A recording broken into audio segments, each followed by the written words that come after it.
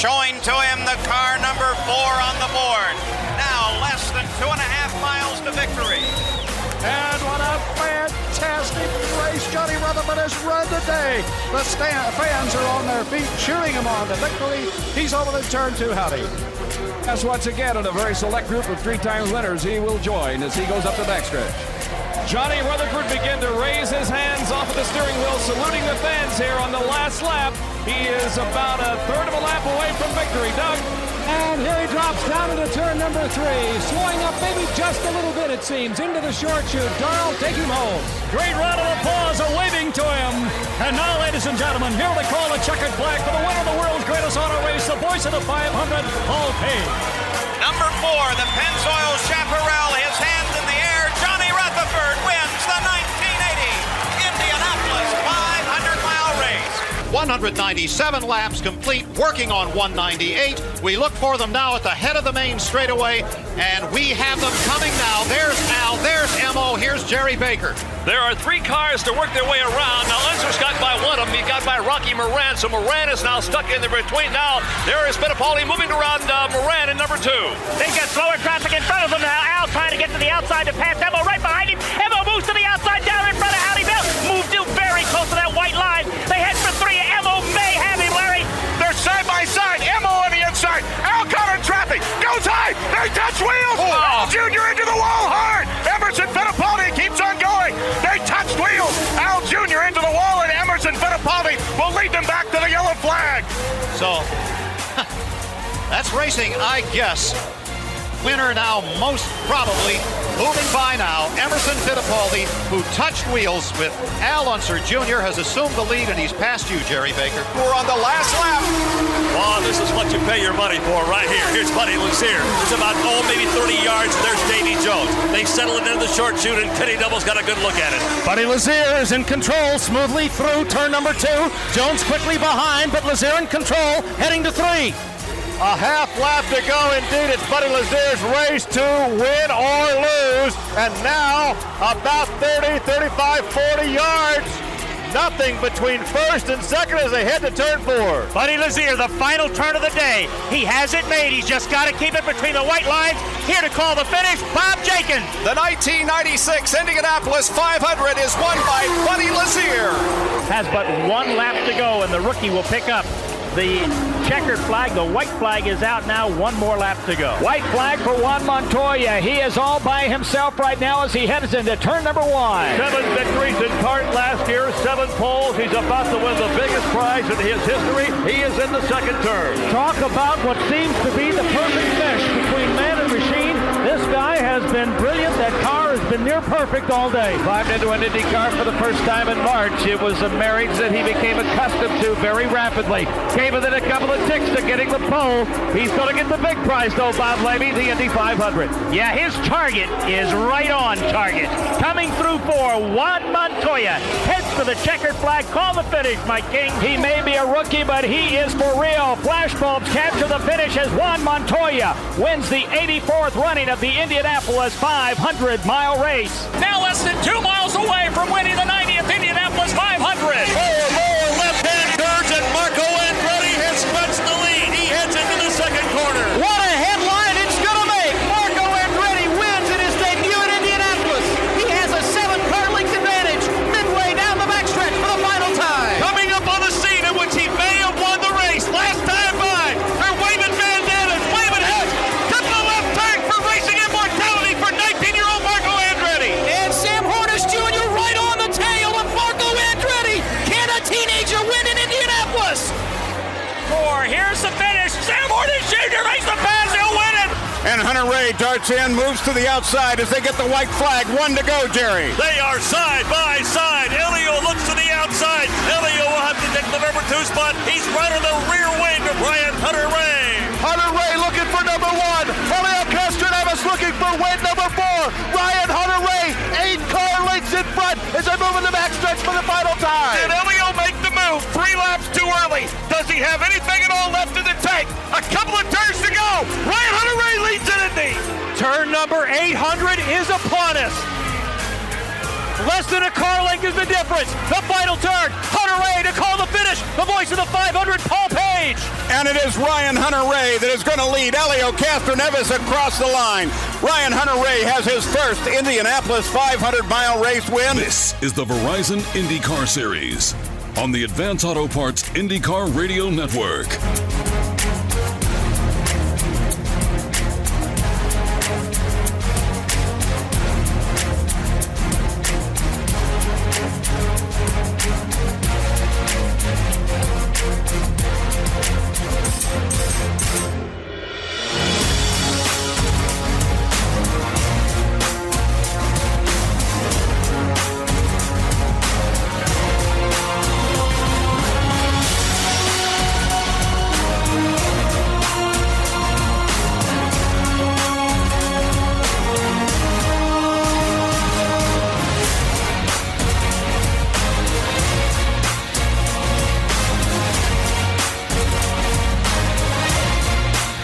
This is the Verizon IndyCar Series on the Advance Auto Parts IndyCar Radio Network. 3 consecutive seasons, he came within an eyelash of winning a championship. So while the focus may be elsewhere for Will Power, it's focused squarely upon the championship. He'll be content to fly under the radar. Looks like he might fly under the radar to victory lane here at St. Pete today. Hunter-Reay takes a look to the inside as they move into 4. Will Power shuts the door. The distance about a half a car length. Then you move back to Helio Castroneves. Moving right in on Castroneves, Scott Dixon, but still the leader.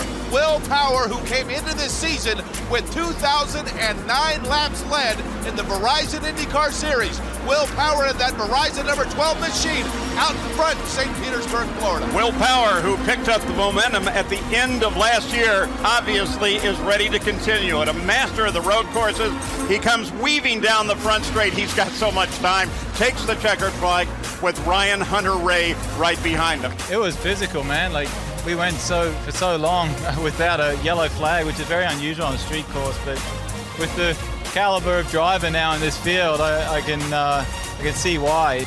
This is the Verizon IndyCar Series on the Advance Auto Parts IndyCar Radio Network.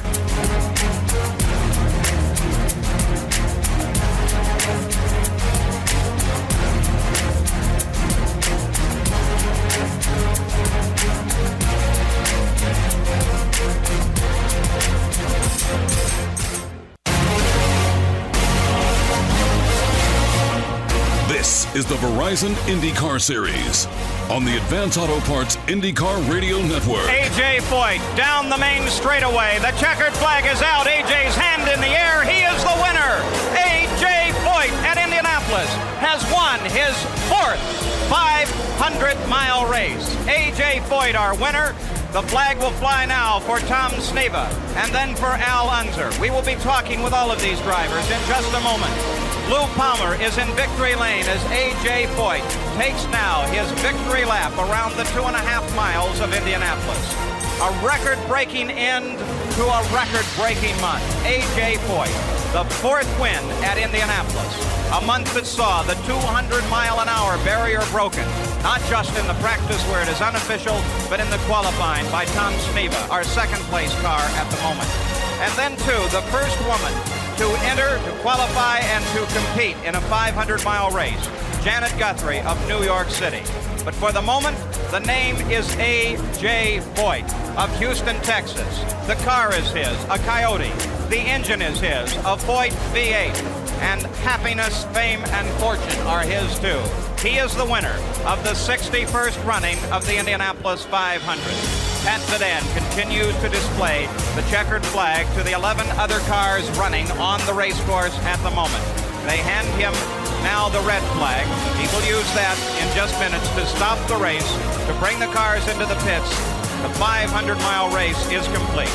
The checkered flag and the red flag are waved together, and the checkered flag was displayed first here.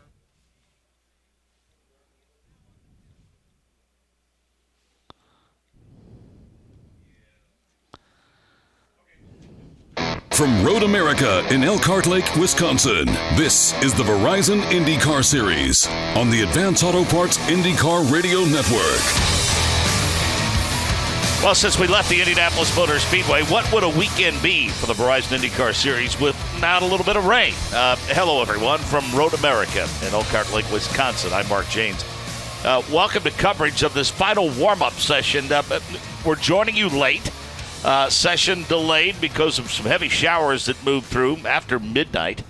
We were greeted by rain when we rolled out of the hotel and headed to Road America. This session is already 7 minutes underway, and we see Sebastian Bourdais strapped into his car. We also see Carlos Munoz, the 26 machine, is on pit road.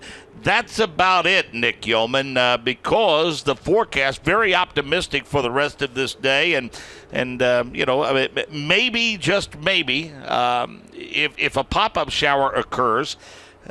Got a couple of teams thinking they would like to be ready and get a chance to run in the wets, or maybe use this for somewhere down the road to see how the car handles in the wet. I think that second option, Mark, is probably what we're looking at. I'm surprised. I didn't think we'd see anybody out there. I thought the potential risk of going out on a racetrack is Sebastian Bourdais does pull off a pit lane, and he does have those Firestone rain tires on because the weather looks very promising for later this afternoon. I just didn't think there was any reason for anyone to go out. What this tells me, though, we saw Carlos Munoz's car on pit lane. Of course, they lost that engine on Friday, so there might be something to learn.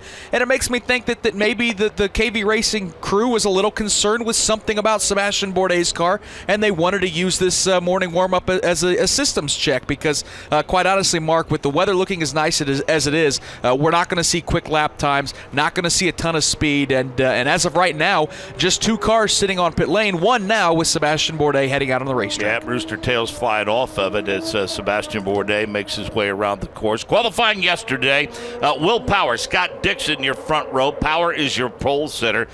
His time, 1:42.2105. A story that unfolded literally before our eyes over this weekend was the ongoing saga involving Joseph Newgarden.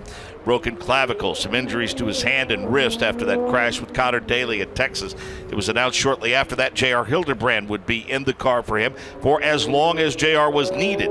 As the date got closer here to Road America, it became obvious that there was a chance that Joseph Newgarden would indeed run that race car. He was medically cleared to drive. They took a wait-and-see approach. We had all of that covered for you on Friday. J.R. Hildebrand was here, ready, just in case Joseph was unable to go. He did, in fact, go and was pretty fast throughout the course of the weekend. However, a bobble in qualifying relegated Joseph to a 20th starting position. Our day first caught up with Joseph Newgarden after qualifying yesterday. Yeah, let's try to figure out what happened in the carousel down there. It looked like you had something going on that lap, and then what happened, Joseph? Oh, me making a mistake. Feel pretty silly for doing it, but that happens sometimes. You're pushing really hard in these race cars, and you're going to overstep the limits, and that's what I did right there. I got a little bit wide, got too greedy. I probably should have lifted out, but I had a really good lap going. I think the car was fast, and I wanted to go for it. Probably should have thought a little better about it being round one. You don't need to actually go for it that hard until the fast 6, but I was just ready to be on it and try and make something happen. And like I said, I got a little greedy, got wide, and then dropped the wheel, and that was the end of it. So I feel bad for my guys. I'm happy the car is not too badly damaged. I think we can fix it up pretty quick. It's just a little cosmetic, and direct supply car should be pretty fast. So we'll come back tomorrow, regroup, and try and put the car high up on the grid. There's something to be said, though, about being confident, and you've been confident in this race car all weekend. So it's hard to let up when you're so confident about your race car. Yeah, you can't give an inch with these things, and I've been trying to be on it all weekend because as soon as you give up a little bit or start, being cautious, that's when you get swallowed up in the series. So a 10th here or there can mean several spots. It's a huge swing, and you really have to push hard to get to that last 10th. It's not easy to get to that point. So I think you have to be on it, and I tried to be as aggressive as I could be without going over the edge, and today I went over the edge. So like I said, feel bad, but these things happen. Try and do a good job tomorrow when it counts in the race.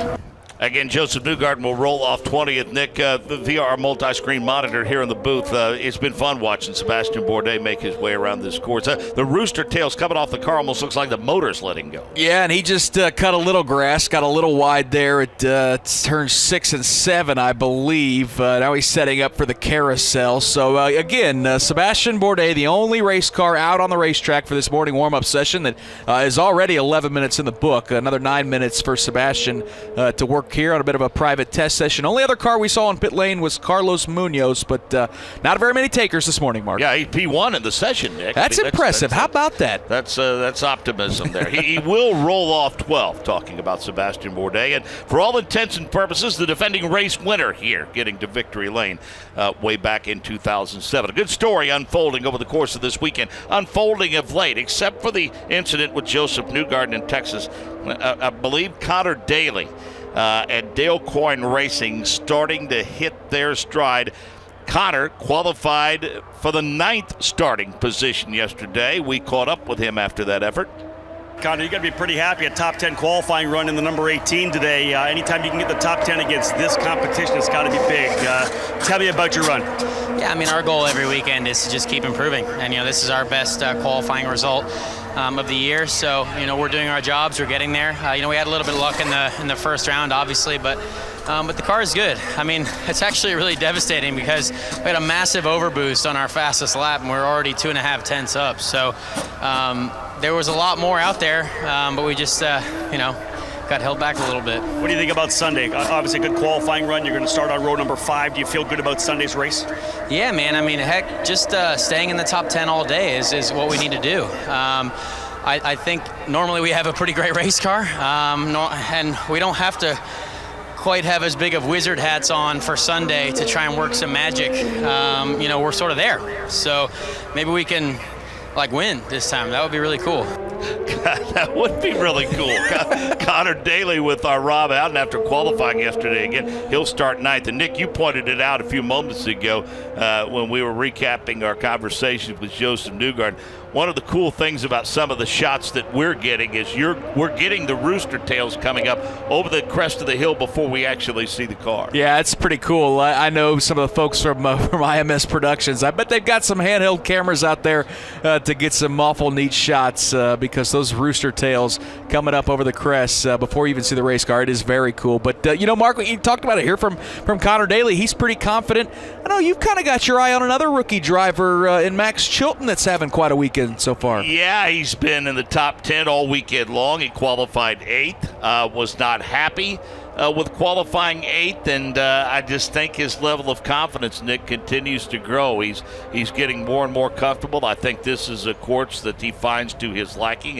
It fits his background a little more to his liking. Not to say that he hasn't performed well on the ovals because he has, but yeah, I don't think there's any question that Max Chilton is a threat on this race day. And as a whole, the Target stable has been very, very strong, quite frankly. I mean, they put all of their cars near the top. The only one, their worst qualifier, Charlie Kimball. And, Charlie's going to roll off in the 11th starting position. But Dixon, Kanaan, Max Chilton, all starting in the top 10. In fact, as we mentioned, Scott Dixon will start to the outside of Will Power when we go to the green flag. Sebastian Bourdais, by the way, made his way back onto pit road. Just 5 minutes remaining in this session. So let's revisit our conversation yesterday. After qualifying, he'll start P2. Rob Howden caught up with Scott Dixon. Scott Dixon, you gave it a shot, man. In Fast 6, you took a run at the pole position, ended up P2. Give me your thoughts on that last little run. Yeah, it's obviously great to be back here. That's the most positive thing, starting second, but made too many mistakes there. We definitely had the car for the pole, and I think Q2 we should have probably done a second run on reds. And then I messed up the last 2 corners there, which gave up about, 2.5 tenths, which, cost us the pole. So it is what it is, starting on the front row, but, the Clorox car and all the Target supporters, hopefully tomorrow we can get one spot better. 15 of Graham Rahal joining the 26 of Munoz on course, but we don't see any driver, Nick, and now we're under 4.5 minutes to go in the session. Yeah, and I don't even quite understand that. If with just a few minutes left, why even take the car out on a pit lane? Because anything that you can do without the driver in it, you can do back in the paddock. So Rahal's car is out there with no driver. Carlos Munoz's car still sits out on pit lane with no driver. And now, Mark, we see Sebastian Bourdais taking off the glasses and taking off that helmet. So it appears to be that the KB Racing team done for this session with 4 minutes to go. Our driver analyst, Zach Veach, filling in for Davey Hamilton this weekend, got to victory lane yesterday here at Road America. He'll roll off third today. You, of course, will have all of the coverage coming up here in just a few minutes, in fact. Race number 2 for the Indy Lights. Give us a preview of what we'll see. Yeah, going to be awfully exciting. Yesterday's race, while it wasn't exciting up front, Zach Veach did a tremendous job keeping that car in the lead, leading flag to flag to pick up his first race or first win of the season. From about second through really the back of the field, 14th, we saw passing. We saw guys cutting each other off, banging tires. It was an incredibly exciting race. This racetrack offers up a lot of opportunities to get really racy, and Veach isn't on the pole today. He's going to have to come from the third position if he wants to sweep the weekend. Should be a lot of fun. We've got Indy Lights veteran Scott Hargrove's going to be in the booth with us as our driver analyst. Of course, you and Jake Query, Rob Howden, Michael Young, Dave First going to be out on the course. It's going to be a lot of fun. 20 more laps for the Indy Lights Series. Got some pretty good race cars in the back of the field in the Verizon IndyCar Series for the race today. James Hinchcliffe, we expect him to be fast. We know Joseph is fast. We think Alexander Rossi is going to be fast, and Juan Montoya will roll off at 14th. So from 14th back, you're going to see some drivers, I think, looking to make a move early on. Yeah, and it's going to be interesting to see what they do from a strategy standpoint. I know James Hinchcliffe was disappointed getting that the blocking penalty late in qualifying, so he has to come from the tail of the field. You know, you and I have talked about throughout the course of this weekend the disappointing season for Marco Andretti. He's got a ton of work to come from 21st position, so it's going to be awful interesting, Mark, to see how those drivers, strong drivers in the back of the field, there really aren't any slouchers in this field anymore, not in 2016, how they can make their way up and get to the front of the field. And from a weather standpoint, we anticipate that we'll see dry conditions the rest of this day, and this track will slowly but surely dry. Planning on it, yeah. The forecast, I think it even rained a little bit longer than into the morning than we thought it was going to. But we got a shot of the radar in that massive system that just soaked Wisconsin, the Elkhart Lake, and the surrounding areas. That appears to be moving way to the east, and it looks like once everything dries up, Mark, we're in store for a gorgeous day. We'll be in catch-up mode because we're going to be about 10 minutes behind the original schedule. That means instead of an 8:45 Central, 9:45 Eastern start for the lights race, we're looking at 8:55 Central and 9:55 Eastern. Before we let you go, we need to hear from our pole sitter, Will Power. Dave First caught up with him yesterday following Firestone Fast 6 qualifying. There are certain places where you like to have a lot of success, and now Will Power can check off pole at Road America. How tough was that, Will? Yeah, it was a session of just all traffic. Every single run I had was traffic, but took a risk in the second round and got through on used tires. Gave us the best shot at the pole because Dixon's been pretty quick, so really stoked to get pole. I really am. You know, obviously been a bit of a rough start to year for us, first half of the year, and we're going to be firing on all cylinders right now, man. That was a real risk because a lot of guys up in front used alternate reds in that second round. Yeah, a lot of guys, new obviously everyone, we were the only one on used, but I had to really lay it out. What do you have tomorrow? Yeah, we got to do everything we can to win this damn race. That's what we got to do.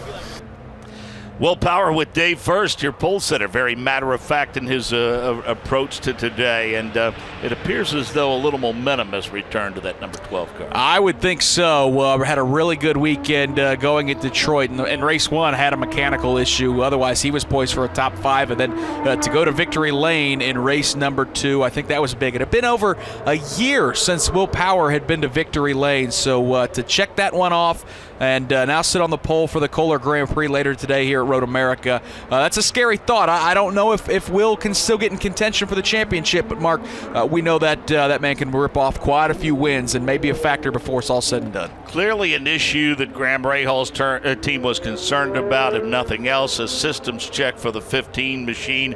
He makes his way around the course, and the checkered flag came out before he was able to complete a lap. So that will put the wraps on this final warm-up session. Only a couple of takers, Graham Rahal and Sebastian Bourdais. And again, stay with us throughout the course of the day.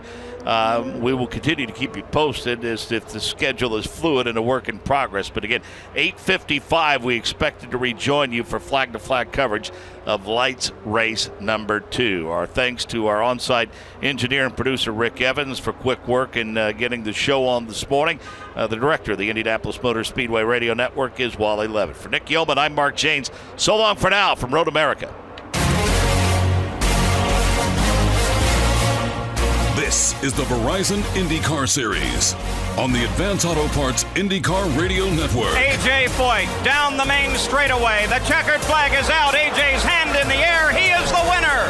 A.J. Foyt at Indianapolis has won his 4th 500-mile race. A.J. Foyt, our winner.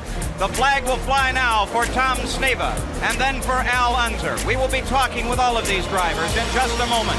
Lou Palmer is in victory lane as A.J. Foyt takes now his victory lap around the 2.5 miles of Indianapolis. A record-breaking end to a record-breaking month. A.J. Foyt, the 4th win at Indianapolis. A month that saw the 200-mile-an-hour barrier broken, not just in the practice where it is unofficial, but in the qualifying by Tom Sneva, our second-place car at the moment. And then, too, the first woman to enter, to qualify, and to compete in a 500-mile race, Janet Guthrie of New York City. But for the moment, the name is A.J. Foyt of Houston, Texas. The car is his, a Coyote. The engine is his, a Foyt V8. And happiness, fame, and fortune are his, too. He is the winner of the 61st running of the Indianapolis 500. Pat Sedan continues to display the checkered flag to the 11 other cars running on the race course at the moment. They hand him now the red flag. He will use that in just minutes to stop the race, to bring the cars into the pits. The 500-mile race is complete. The checkered flag and the red flag are waved together. And the checkered flag was displayed first here for A.J. Foyt. He is now on the pit lane. The people are moving out to his car as he comes down through the pits. A very elated crew has begun to run toward victory lane to meet A.J. and to meet Lou Palmer. A.J. cruises through the pit area very, very slowly toward the new victory lane in the front of the master control tower here. Ever so slow he comes down. But A.J. Foyt no longer has need for the speed of that V8 Coyote engine. He is the winner here at Indianapolis. And now to interview the winner of this year's Indianapolis 500 here in victory lane is Lou Palmer. And we await A.J. Foyt along with a host of others, including Tony Holman, who was cheering as loudly as the crowd. We've seen what has never been seen before, beginning with a woman driving in the field in the morning and A.J. finishing 4 up front at Indianapolis. Headed into victory lane now, A.J. Foyt in the gleaming Gilmore 14 Coyote, the Gilmore Racing Team home, and he wins again. It's race day, 1980. The place is the world's greatest race course, the Indianapolis Motor Speedway. This is the 64th running of the Indianapolis 500-mile race. At this moment, hundreds of thousands of spectators file into this giant and ancient speedway. As the sun began to light the eastern sky early this Indiana morning, aerial bombs shattered the stillness of the dawn and signaled the opening of the gates. For over 5 hours now, the crowd has poured through those gates. Before the green flag falls, in just over 40 minutes, the crowd is expected to swell to well over 300,000. Each year, these fans make their pilgrimage to the center of Indiana. They come from around the world. They are joined in heritage only gained by almost 7 decades of history. Many of these fans wear the bright colors reflected by the cars driven by their favorites. The grandstands, stretching for miles, are a kaleidoscope of bright color. Their spirits are high. They're here to open a new decade of racing at Indianapolis. This day is bright and blue. The temperature is 74 degrees. The forecast is for clear and sunny weather. Seconds ago, you joined race fans around the world. At this moment, the sounds of Indianapolis beam out from transmitters across the United States. Shortwave transmitters and satellites fling our words across the oceans and around the globe. You join us in a singular experience. The world's largest radio network combines you, the race fan from afar, with those gathered here at the Speedway. I'm Paul Page, and I'm proud to serve you once again as the voice of the 500. Less than half a lap ago. Gordy Johncock by 5 car lengths over Rick Mears. They're in the north short chute. Here they come. This is the final quarter lap. Johncock maintains the lead. The voice of the 500, Paul Page. Who's going to win it?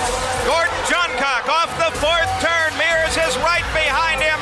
Johncock. Mears makes a try. Johncock wins it by less than 1/10 of a second. Gordon Johncock has won his second 500. Rick Mears comes across in second place, almost side by side. And you should see the celebration that is taking place in the Patrick Racing pit. An incredible celebration now as they run down toward victory lane. What a finish! Let's see what happens with the 68. He's going to climb the fence. He is out of the car, and Helio Castroneves climbs the fence in the front straight. IndyCar Radio on the IMS Radio Network.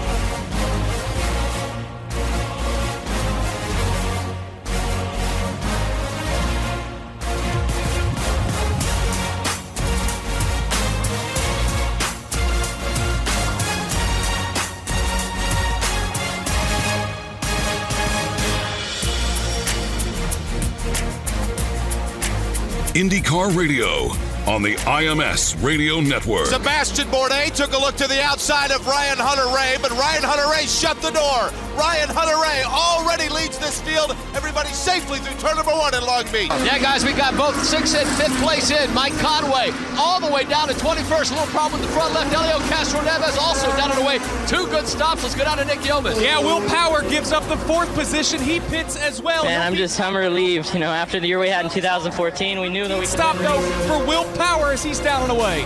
And down onto Shoreline Drive coming down the back straight. He's got to dodge the manhole covers on the brakes one last time. He successfully negotiates that. Goes through turn 9, coming up to turn 10 and into your view, Mark James. Mike Conway driving for Ed Carpenter.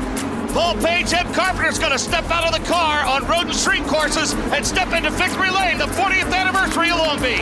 The checkered flags, twin checkers. Mike Conway has scored the win here, and what has proven to be an amazing day. This is IndyCar.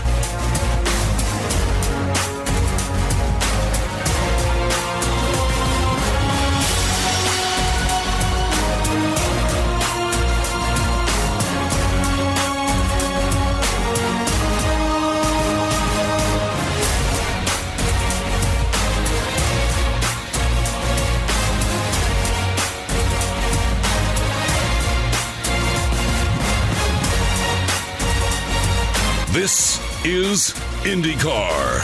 Fans will have that white flag for you right now. Coming down for Bob Schweikert. There it is. Let's follow Bob Schweikert around in number 6, the John Zink Special.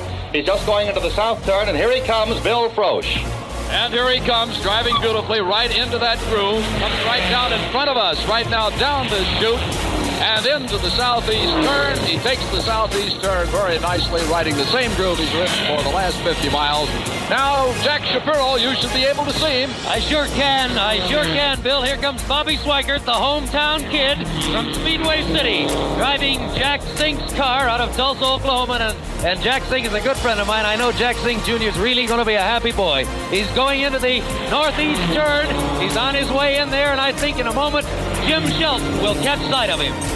All right, Jack Shapiro, we certainly can see him. A good-looking car and a good-looking driver, and he's headed for the home stretch. This man has really driven a race. Cool, calm, and collected, and that goes for both driver and automobile. You can hear the cheers in the home stretch, and here's Sid Collins. Pick him up. We can't see him yet, but here he comes down, I'm sure. That beautiful pink car, the checkered flag is out. Bill Vanderwater, the starter, holds it high, waves it, and there's Bob Swikert, the winner of the Quick-Time Annual 500-mile race. And there's the white flag for Graham Hill in the American Red Ball Special. Pick him up on turn number 1, Mike Ahern. And here he is in turn number 1. Graham Hill coming around like he's been traveling this turn all afternoon, like he was on tracks. Smoothly into the short chute, turn number 2, and Howdy Bell. And we picked him up now. We sight Graham Hill, former world driving champion. There he goes through turn 2 as he heads up the backstretch with apparently just one lap to go. Doug Zink. All right, thank you, Howdy. And here he comes past the halfway point on the backstretch, running all alone. 3 here, and Ron Carroll. And I pick him up, Doug. Here he comes into turn number 3. He passes me right now. Now out of number 3 into the short chute. And he'll be coming over to you, Jim Shelton. Ronnie's right here. Handsome man with a beautiful car. Graham Hill in 24. Number 24, white-red trim with oil smudges and dollar signs. And here's Sid Collins. Here he comes down the main stretch, and there's the checkered flag for Graham Hill, winner of the Golden Anniversary Indianapolis 500-mile race. Hello. Car number 24, the American Red Ball Special. The white flag is out as he comes by right now. Pick him up, Mike Ahern in turn 1. All right, Sid, we've got him, and this looks like an instant replay of last year. The blue and gold Johnny Lightning Special, crowd on its feet as he goes into turn 2, and Howdy Bell. Howdy. And the southeast vista here, the crowd stands, giving him a big wave now as Al Unser on the white flag lap goes through turn number 2, and sounding very nicely, moves right up the back stretch to Doug Zink. And we've got him here, Howdy, and the fans, some of whom have been laying on their blankets, paying no attention. Now we're up against the fence, waving him on. Al Unser is in turn number 3, and Ron Carroll. Yes, Doug, and here he is in turn 3. Al Unser, car number 3. The dark blue, yellow streak, Johnny Lightning Special moves to number 4, and Jim Shelton. Thank you, Ron. Blue car with a big number 1, and he is number 1. And now to call the winner for the 24th consecutive time is our chief announcer, the voice of the 500, Sid Collins. And here is Pat Vadan waving the checkered flag for Al Unser, winner of the 1971 Indianapolis 500-mile race. Al Unser on his final lap, Ron Carroll. All right, and he's by us right now. Al Unser, 196.474 he qualified at, and he's in the number 1 position on his final lap as he heads to turn 2 and Howdy Bell. He flashes by us. You know, only 4 other drivers have ever won this event 3 times, and if things go right for a couple of laps, Al will be the 5th one. Darrell? He's right in Doug Zink's lap right now in turn 3. Winner in 1970 and again in 71, putting 2 victories back-to-back, is within about a quarter of a lap of victory number 3. Jim, pick him up in turn number 4. Man, I'm relieved. You know, after the year we had in 2014, we knew that we could win races. And here to call the checkered flag, a guy that did another great job today, our chief announcer, Paul Page. Doing a fantastic job is Al Unser. The checkered flag is waved. His hand is in the air. Al Unser, the winner of the 1978 500-mile race. Johnny Rutherford down the main straightaway. The white flag showing to him the car number 4 on the board. Now less than 2.5 miles to victory. And what a fantastic race Johnny Rutherford has run today. The fans are on their feet cheering him on to victory. He's over to turn 2, Howdy.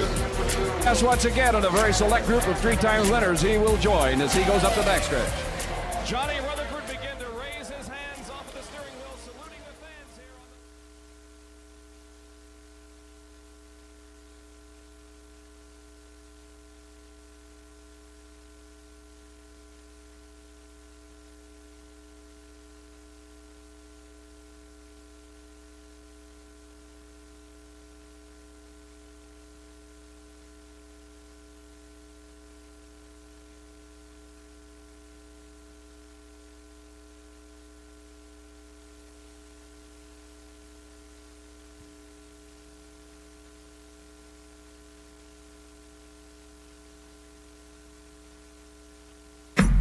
from Road America in Elkhart Lake, Wisconsin. It's time for the Indy Lights, presented by Cooper Tires on the Advance Auto Parts IndyCar Radio Network. The exciting return of open wheel racing to Road America continues. Good morning, live from Elkhart Lake, Wisconsin. It's time to go racing for race number 2. The Indy Lights Series presented by Cooper Tires. Got a talented group of broadcasters making their way out across the course as we are poised to go racing again for 20 laps in the Indy Lights. Also really excited to have a new driver analyst in the booth here. He's a veteran of the Indy Lights Series, Scott Hargrove. Welcome to our little home away from home here in the IndyCar radio booth. Yeah, thanks for having me. It's going to be exciting to watch these guys race out in changing conditions, but obviously I'd rather be in the car, but since I'm not in the car this weekend, I'm glad to be up here and give some insight as to what these guys are going to be going through. I admitted to you a couple moments ago, on Friday was the first time I'd ever seen this place, but as you were telling me, this is a special place to you. It is. I started in Skip Barber Racing School back in 2011, and this was the first track that I got my first win at this track. And then come back here the next year in USF 2000 and years after that with a couple of the SCCA events that I've been here. It's just a phenomenal facility and one of the best in America for sure. I've been blown away with the fan support and all the campers, everyone coming out here for this weekend. We're going to talk about those conditions a little bit because for those that camped out here at Road America, they're drying out just a bit. But let's talk about yesterday's race first. Zach VEACH was the pole sitter. He led from flag to flag, and Rob Howden caught up with him in victory lane. Man, I'm relieved. After the year we had in 2014, we knew that we could win races, just not in this new Indy Lights car. So I'm just so thankful to Velarde Auto Racing, Mazda, and Cooper Tires for just allowing us to come out here and have this opportunity, because without them, I wouldn't be here. I'd be sitting at home. So I'm just so thankful I can finally give back to them as much as they've given back to me, and hopefully we continue this tomorrow. Scott, it was a dominating performance for Zach VEACH leading flag to flag, but like myself, I know you were keeping an eye on some of the action throughout the field because a little wild throughout the 20 laps yesterday. It was a little wild, and I think that's the story of this year. The racing has been wild. The cars are not easy to drive, so your drives are pushing and people make mistakes, and I think we saw a little bit of that yesterday. Definitely, Zach was driving the wheels off that thing. I saw a number of times the rear stepped out on him. So it'll be interesting to see how hard these drivers are going to push in the beginning with this wet start, and then of course managing their tires as the track will most likely dry out throughout the race. Zach VEACH again picked up the win. He won by nearly 8 seconds over Dean Stoneman, who was second. Felix Sorales was third. Ed Jones finished fourth. Zachary Clayman DeMello picked up the final spot in the top 5. Kyle Kaiser was sixth. Garrett Grist seventh. James French, the rookie, was eighth. Santi Urrutia, that 5-second penalty dropped him all the way to 9th. Andre Negrao was 10th. Neil Alberico 11th. Juan Pedrojita 12th. Shelby Blackstock was 13th. And Dalton Kellett was 14th. All right, we've had some overnight rain. It was raining as early as about an hour and a half ago, so it is going to be a wet start. How tough is that going to be, Scott, for all these drivers attacking this course in conditions that they haven't been faced with all weekend? Exactly. I think that's the key, is that they haven't faced these conditions yet this weekend. It's everybody's going to be learning. I don't think anyone's been out here even testing in the rain, so it'll be exciting to see who's brave going into turn 1. And the other nice thing is that it's going to open up the outside lane to maybe some outside passes, and we'll see who can take advantage of that. We are just moments away from firing the engines for the Indy Lights Series presented by Cooper Tires. Had a chance to catch up with Felix Sorales a little bit earlier in the week. He finished third in yesterday's race. He took us on a lap around this very tricky 14-turn, 4-mile track here at Road America. Going to turn 1, you look at the WeatherTech signboards, and then you just use that as a brake reference. Brake very softly, turn in down to 4th gear, head down to turn 3, brake about the 100-meter board, turn in, get really close to the apex, white line, get a good exit onto the back straight, and then make your way down to turn 5. You turn in. I normally use a bit of the curb, makes the car rotate, get a bit of oversteer in the middle of the corner, and then just try to get a good exit up the hill. under the bridge, it's a really difficult corner because it makes you want to brake late, and obviously you go over a crest, so the front of the car goes a little bit airborne. It doesn't lift off the ground, but the downforce doesn't work so well there.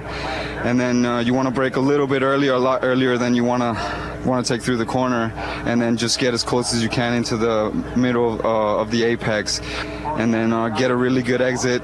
You just want to be flat out, and then down into turn 8 and brake as late as possible, basically at the 200-meter board through the carousel. It's a really difficult corner. It makes you feel like you can go through there flat out, but just about middle of the corner, the car will suddenly snap and lose a lot of the downforce. And then it depends what gear you're running. But then, yeah, into the other back straight, flat out through the kink, and then down into Canada corner.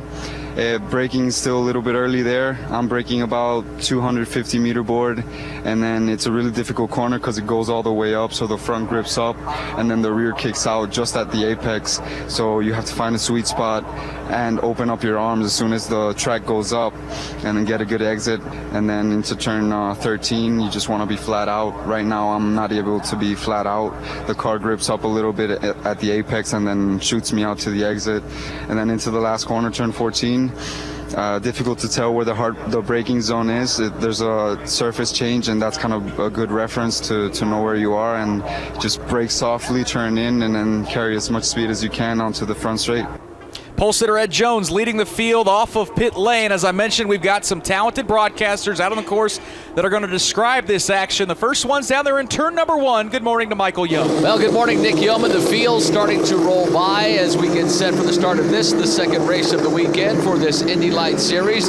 All the machines obviously on those rain tires, but not seeing a lot of moisture being kicked up by these Cooper tires thus far early in the morning, as though when they get on that short straightaway between turns 1 and 2 as they go over the Briggs and Stratton tunnel, you see a little of those rooster tails kick up. Going to be an interesting race to see how this track dries out and if Zach Veach can dominate again today here on this beautiful course at Road America. We've got Dave First down on pit lane. Dave, it's drying up down there for this race for the Indy Light Series. It is drying out. That's the good news. Ambient temperature at 69 degrees. Track temperature way down as well, just 73 degrees. Humidity level about 97. So the air is thick around this 4-mile road course at Road America. And for the first time in a long time, see some leaf blowers down here along pit road. They're trying to dry out these pit boxes just in case these guys decide to, hey, let's go on some slicks once this track starts to dry out. So we should see a little bit of action here as this 20-lap feature rolls along here, Nick. The anchor of the Indianapolis Motor Speedway Radio Network is Mark Janes. He's down in turn 5. Good morning, Mark.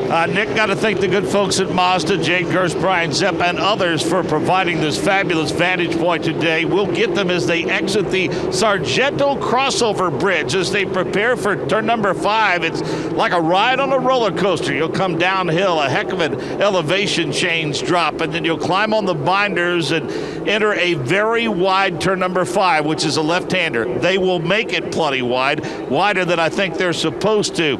Then the course is starting to dry uphill as they head toward turn number 6. They'll get back into the throttles, scoot under the Corvette bridge, and enter one of the most technical portions, or the technical portion of this course. It's very picturesque. Some hardy race fans have already set up their canopies.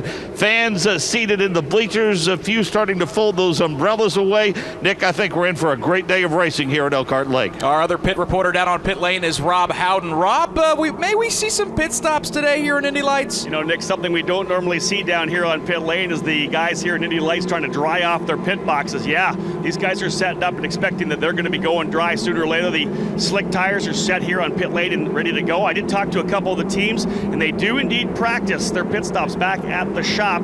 3 guys will come out to do the job here if they do come into pit lane, but I got a feeling that we are going to see ourselves moving with those slick Cooper tires before the end of this event. Field making their way through Canada corner, where they will race uphill through the S's. Ed Jones and Santiago Urrutia, the front row. Zach Veach and Andre Negrau in row 2. Dean Stoneman and Felix Sorrellis in row 3. And Jake Query's going to have a great view of them down there in turn 14. They come around turn 14, a long sweeping right-hander. It is the completion of a lap here, Nick, but not unlike if you run a marathon in Washington, D.C. People will tell you that last .2 running that is uphill. Same is true here as the field works their way now out of turn 14, ready to start this race. Wet racetrack, Rain Cooper tires on those Mazda engines as they'll come to life, roar up the hill, and see the green flag with Ed Jones and Santi Urrutia leading the field to the green. Green flag in the air, and we are racing here at Road America. Jones will clear them, Michael Young, as they make their way down to turn number 1. All I see is Ed Jones and rooster tails everywhere as we see Zach Veach tucked to the inside. He'll make it to P2. Santi Urrutia will go to the outside. Very slick as they go down to the second turn of this event, but a good start for Ed Jones. So it's Jones, Veach, and here comes Veach. He'll take a look to the inside, has to jump on the brakes to avoid hitting that Carlin machine. Veach's car gets sideways. That opens up the outside for Santi Urrutia. So Mark Janes, the battle is on for second down into turn number 5. Well, I think Zach's going to win that battle for second. He got back into the throttle in a hurry. Your leader, Ed Jones, gets to turn number 1 first, climbs on the binders, and again, Veach secures that second spot. The 27 of Stoneman, he wants the third spot, but he's going to fall all the way to 5th now as they clear the Corvette bridge. Scott Hargrove, a lot of guys sliding around here on this opening lap. Yeah, definitely, and I'm surprised that everyone seems to be keeping it in line, but Zach definitely had a big moment, and that's one of these the thing you have to work on with these turbocharged Mazda engines is they deliver a lot of torque, and you have to be ready for it, so it makes it pretty difficult in these tricky conditions. Battle for 4th is a good one. Felix Sorales took a look to the outside of Dean Stoneman, couldn't make it work as the field sets up for the carousel, and I'll tell you what, battle for the lead not going away either as Ed Jones tiptoes through the carousel. Zach Veach all over that rear wing. They'll make their way down the long back straightaway, the kettle bottom straightaway, and make their way for Canada Corner. Field starting to separate and spread out just a bit to go single file, but boy, what a wild opening lap. The good news is, haven't seen a lot of carbon fiber flying as most of these drivers have done a good job of taking care of each other. Again, it's Jones, Veach, and it appears Jake Query, Andre Negrau has moved into the 3rd position. Grau, of course, started in the 4th spot. Veach has about a 5-car length disadvantage, and Rooster Tail's coming at him as Jones works his way into 14. Veach tries to close it, then it's Negrau, Stoneman, Sorales, and then Urrutia. A little bit further back, you wait just a little bit, Kyle KAISER, but he's got Clayman DeMello right there on him trying to make a move. Field will cross the start-finish line for the first time to complete lap number 1. Let's go back to pit lane and check in with Rob Howden. Nick, you mentioned how the fact that these drivers really kind of being respectful on the opening lap here. Well, they had a drivers meeting with Tony Kottman this morning, the race director, and he read them the riot act after the issues that we had yesterday. We've had a lot of aggressive driving throughout the first half of this year, a couple of 5-second penalties yesterday. Well, he actually read these guys the riot act and said, listen, I want some respectful racing out of you guys. You guys got to do it correctly, and I think they obviously listened as we've had a couple of good laps here to begin this race. Ed Jones clears the Sargento Bridge. Mark Janes, Zach Veach, about 4 to 5 car lengths as they set up for turn 5. Almost looks like it's raining again with the Rooster Tails coming off. Front 4 starting to separate themselves a little bit. The 27 of Dean Stoneman has settled into that 4th spot. We see a little bit further back the 55 of Urrutia. He lost a few spots on the start. He has fallen back in the field a little bit, and he's trying to just maintain momentum as they head toward the turn 7-8 complex. Dean Stoneman has cleared Andre Negrau to move back into the 3rd position. Further back, seeing some great battles between a pair of the rookies. James French sliding that car over the racetrack as he's running in the 10th position. Scott Hargrove, our driver analyst. Rob Howden talked about those driver meetings. You've been in plenty of them. I know as a driver, when you lower that visor, it's a little bit different from what Tony Kottman and Race Control tell you. But as a driver, do you like having that the backup from Race Control to say, hey, you guys got to mind your P's and Q's during these races? Yeah, once you get the helmet on, like you said, you definitely have a little bit of the adrenaline starts going and you kind of forget what they said in the drivers meeting. But then if a driver kind of starts stepping those boundaries, then you have that back to rely on, and your teams also do a really good job of helping you out. If you have an issue, you can radio to the team, and then they'll get on the radio with their driver and tell them to kind of keep it in line and race properly. But there's like we mentioned earlier, this year has been very interesting, so I'm sure everyone's just keeping it calm because the track is wet and nobody wants to make a mistake. But as it starts to dry out, I think we'll be seeing some aggressive moves. Seeing some of the Team Pelfrey cars making their way through turn number 14. Garrett Grist went a little bit wide. Michael Young, nice lead though for Ed Jones into turn number 1. Yeah, and indeed, and Zach Veach will take a look to the inside. Back end steps out just a little bit on Veach as he hits the binders. Ed Jones in the lead, then it's Veach, Stoneman, then the NEGRAD machine, Kyle Kaiser, then running in the 5th position. Actually checked that, a machine that went by, that was the Santa Urrutia machine. So the field makes their way through. Starting to see that rain dissipate a little bit. Those rooster tails, although they're still there, not as bad as they were at the start of this event.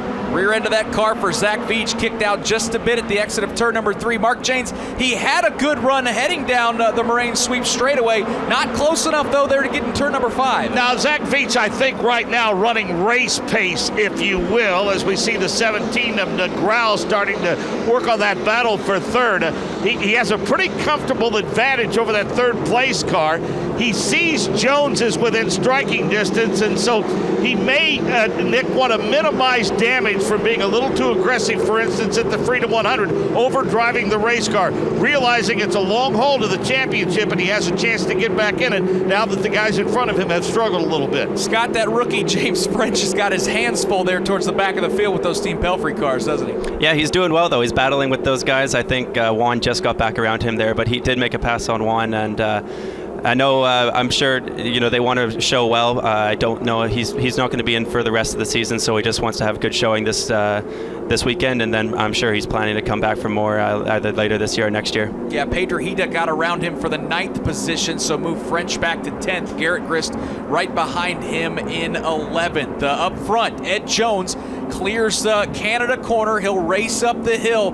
I'll tell you what, Jake Query, Ed Jones has been smooth here through 2.5 laps, but not really able to pull away from Zach Veach. Veach actually looked like he was closing in just a little bit. Now, as Mark had mentioned, seems comfortable. Maybe 4 car lengths back to Jones, distance the same as last time by. Then Stoneman, then you wait just a little bit, and before you know it, Andre NEGRAD comes into view. Those front 4 starting to separate just a little bit. Good battle in the back of the track. Kaiser trying to make a move and get a position back on Clayman DeMello. Clayman DeMello had gotten by him last time by. Kaiser tried to make the move, can't make it up out of turn 14. Scott, seeing a lot of drivers when they move down the front straightaway search for lines. Is that more just to try to get those rooster tails out of your vision? Yeah, the one thing when you're following a car in these conditions is you can't see a thing. You see there's the back of the cars, they all have those red lights. You kind of look at that red light because you can see it through the mist, and that's sort of how you judge the distance to the car in front of you, especially once you start getting pretty close. It just that rain gets in the visor, and you start using your glove to wipe off your visor, and it's not easy whatsoever. So, and anytime you have the opportunity, you kind of want to duck out from behind another car just so you can see where you're going again and then get back in position for the corners. Mark Janes towards the back of that pack. Juan Pedrojita, Shelby Blackstock, and the rookie James French just slugging it out towards the rear of the field. Yep, they're coming this way right now. Shelby Blackstock is trying to pick his way through that carnage, if you will. You can check the number 2 machine of Juan Pedrojita off the list for Shelby Blackstock. The French in that 45 machine has now slipped to the back of that field. All kinds of issues for Neil Alberico. The 22 machine, the last one through here, he went through this corner so very, very gingerly. I don't think he's happy at all with the handling of that race car. Yeah, that's a tough break. It's been a rough season, a rough rookie year for Neil Alberico. Further up front, Kyle Kaiser looking pretty racy, Scott, as he gets around his teammate Zachary Clayman DeMello for 7th. Yeah, I just kind of showed him the nose on the inside, and it looks like Zach gave him some room, so job done. He's focused on the car ahead, and it looks like he's got a little bit of clear track, so I imagine he'll be putting in some quick laps here. So Kaiser looking pretty quick early, still has a lot of ground to make up, though. That pass again only moved him up into the 7th position. 3 laps in the books. Ed Jones is your leader. Zach Veach runs 2nd. Dean Stoneman 3rd. Andre NEGRAD 4th. And Santa Urrutia runs 5th as the leaders head to Jake Query. Jones has Veach right there with him. Now, each time they enter this turn 14 area, long sweeping right-hander, The first few circuits, those rooster tails, that's that water spray on the rear of the car, was really, really noticeable heading into 14. But already now this track is starting to dry itself out, and it's not as noticeable as it was the last time by. Just a bit of a mist as they enter 14. Nick, I don't know whether or not that means that it is imminent that they will eventually go to a drier tire, but right now everybody's still kind of tiptoeing their way through. As a matter of fact, Neil Albarico almost looked like he had a problem out of turn 14, but now gets acceleration up the hill. I'll tell you what, again, Michael Young, the battle at the back of the pack, pretty good there into turn number 1. Pedrahita down low, French to the outside. French will make the move around Juan Pedrahita. A nice move as James French broke a little bit later into that turn, did a nice job. So move French up one position as he makes his way around that number 2 machine. All right, Scott Harger, we've been paying attention to these track conditions. As it appears, Mark James, we've got problems at the bottom of the hill. The number 5 of Zach Veach probably got back into the throttle a little too quickly, and he spun it around. He's going to lose several positions, so he was solidly in that second position, and Nick, he may drop all the way to 6th. Boy, he gets back on the accelerator and starts to gear back up, getting a chance to look at a replay. Scott, we didn't get to see the initial start of that spin by Zach Veach, but certainly that's a tough break to lose the second position. It is, and Zach look at there, he's sideways again earlier on. He is pushing that car to the limit, and I know he's hungry for more wins. And as we saw earlier, the rear stepped out. Even on the first lap, it got pretty sideways. So that's just that when that turbo hits, you have to be pointed in the right direction. Otherwise, the rear will step out, especially in these tricky conditions. And to be fair, we were talking about it before we went on the air. Zach was sideways yesterday on a dry racetrack, so this can't be very easy. No, he doesn't seem to be too worried about that, and unfortunately, it didn't quite work out that time. But I'm sure he'll put his head down and. So Jake Query, that'll move Dean Stoneman up to the second position, and all of a sudden, a second, third, and fourth looking pretty tight. And I'll tell you what, Jones has a huge gap. Then you wait, it's Stoneman. To your point, the third place car of NEGRAD's got a lot of activity from Felix Sorrells. Urrutia trying to keep those front 4 within his view. All right, Mark James, you're down in turn number 5 where that accident happened with Zach Veach. Well, if we go back and revisit yesterday, Nick, the car got loose several times late in the run, Zach's win, over the last 5 laps or so. And Scott will ask you to explain this. Zach said that was a byproduct of them setting the car up to be very, very free. They reminded him of that, and Jake Query. Kellett just went right off of the course in turn number 14. That's that 28 machine of Dalton Kellett. He landed right here in the sand trap, and unfortunately, he's got those rear wheels spinning.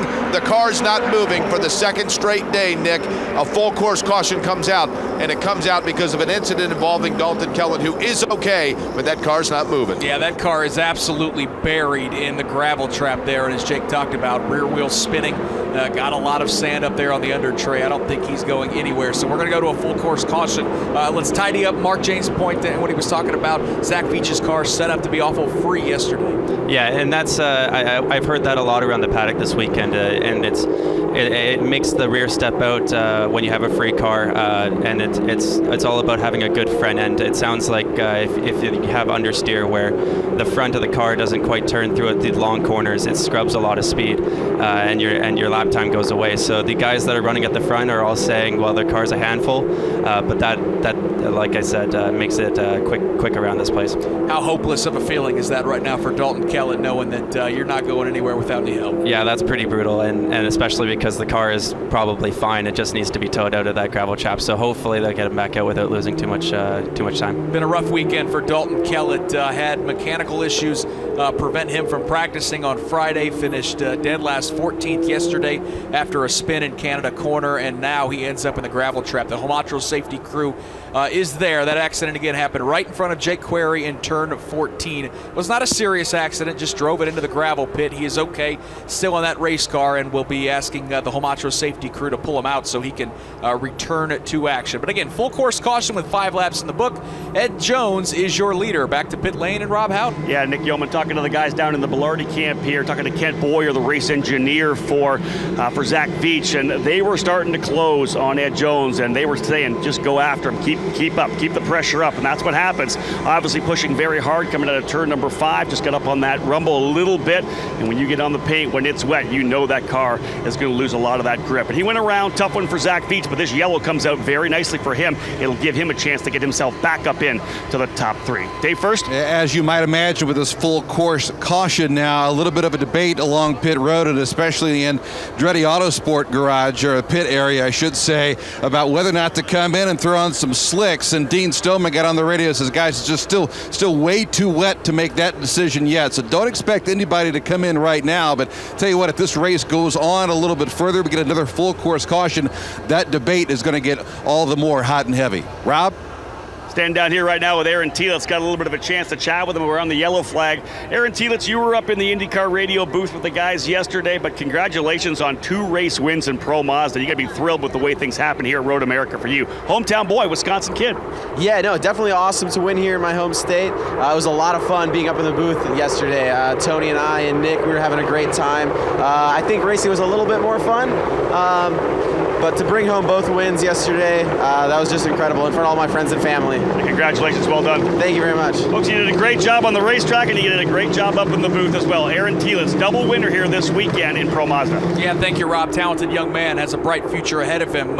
Jake Query, did they fish Dalton Kellett out of the gravel trap there in 14? Good news and bad news if you're Dalton Kellett. They did indeed do exactly that. He's got, it appears, about 2 bags worth of kitty litter on either side pod of his car. But here's the thing, when the Hamacho safety crew got there, got him fished out and started to pull him out, just as they were getting him to the position where he could return to the racetrack, the field came around behind the pace car, so he did not get the opportunity. Had he gotten out just in front of that, he could have joined at the back of the field and still been on the lead lap, but they did work their way past before he could assimilate back in with the field, so Dalton Kellett does lose a lap as a result of that incident and that driving off through turn 14. Tough break for the Andretti Autosport driver. Scott Hargrove, you heard Rob Howden and Dave First talking about it. We didn't see any takers on pit lane. Dean Stoneman said it's just too wet. Is this a situation where how much trust do the teams have to put in the drivers, because they're in the cockpit, they know just exactly how wet the racetrack is? Yeah, as a team, you can't tell whether the track is dry in the corners or at different parts in the circuit, and different parts of this track will dry at different times, so the drivers know best. But it would have been interesting to see if someone had done it, because you're going to save a lot of time versus pitting under green. So unless there's another yellow, I don't really see it being able to make up the time from a pit stop under green flag conditions. Back to pit lane and Dave First. An opportunity to catch up here with Michael Andretti. This is kind of fun. We don't usually have this debate in Indy Lights. Come in for slicks or stay out on wets. How much fun is this for you? Yeah, it's pretty interesting, really, for sure. It's I think we were just a couple laps too early with this yellow. Otherwise, I think it'd be quite interesting to see who, would put on dries and still stay on wets. And right now, it's still too wet. If you're out front, you really got to stay out, don't you, at this point? Right now, I think everybody does. I think it's still too wet, but I think if the lap times drop another 5 seconds or so, then you're going to see some guys looking at it if the yellow comes out. Tell me a little bit about Dean Stoneman and his development this year as the season has gone along. How happy are you with that? Oh, he's doing a great job. We knew we had a really good driver when we, signed him up, and it took a little bit of learning, I think, because we started late, didn't have much testing, but every race you can see he's just getting stronger and stronger. The rest of the team, how much fun is this for you to be a part of the Indy Lights series? I know you dabbled in it before. You're full bore in it, obviously, this year. How much fun is this for you? It's obviously a developmental series, so the goal for all these guys is to make it to the Verizon IndyCar series at some point. Yeah, for sure. It's an important series, I believe, for IndyCar. And, I think not only are you developing drivers, but you're also developing engineers and mechanics as well. So it's great training ground for all that, and I truly believe in it. It's up and down the board. Good luck the rest of the way. Thank you. Yeah, Michael Andretti. Yeah, debate goes on. Tell you what, if there's another full course caution, things could get really interesting down here on pit lane. So we will go back to green here with 14 to go. The top 5, Ed Jones, Dean Stoneman, Andre Negrad, Felix Sorales, and Santi Urrutia.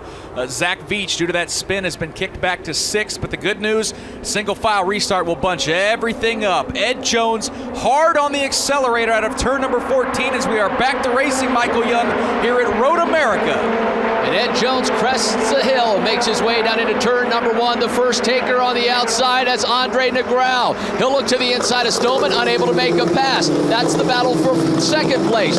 Then it's Sorales in 4th. Further back, it is Santiago Urrutia. So nothing changes. The field clean through turn number 1. They now go over the Briggs and Stratton Tunnel, make their way down to turn number 3. Boy, the battle for the lead is on, Mark Janes. Dean Stoneman took a look to the outside in turn number 3. They're going to go side by side, headed to you in turn number 5. Drag race underneath the Sargento Bridge. We'll see who gets here first. They'll make their way down that long straightaway. To the inside goes Ed Jones. He'll force the 27 machine of Stoneman to the high side. Cars gather up. Zach Veach wants to go side by side. Oh, he gets ran off into the grass. The battle for the lead continues, Nick, into turn number 7. They're 2 by 2 to the front 6. Jones gets sideways. He clips NEGRAD. He stalls the car, and Felix Sorales nearly goes up over the top of his teammate. Front wing completely ripped off of Sorales' car. Ed Jones has some very severe rear wing damage, and we have a full course caution. Boy, Scott Hargrove, we had 6 cars. You could throw a blanket over them. They're in turn number 6, and it just appeared they all ran out of racetrack. Yeah, what I tell you, when the race started, everybody was taking it easy, but now it's drawing out a little more. You can be a little bit more, and people know what to expect. And we saw there on the race, on the restart, some really, really aggressive driving. Jones pushed, it looked like Dean off into the grass, and Dean wasn't going to let it go.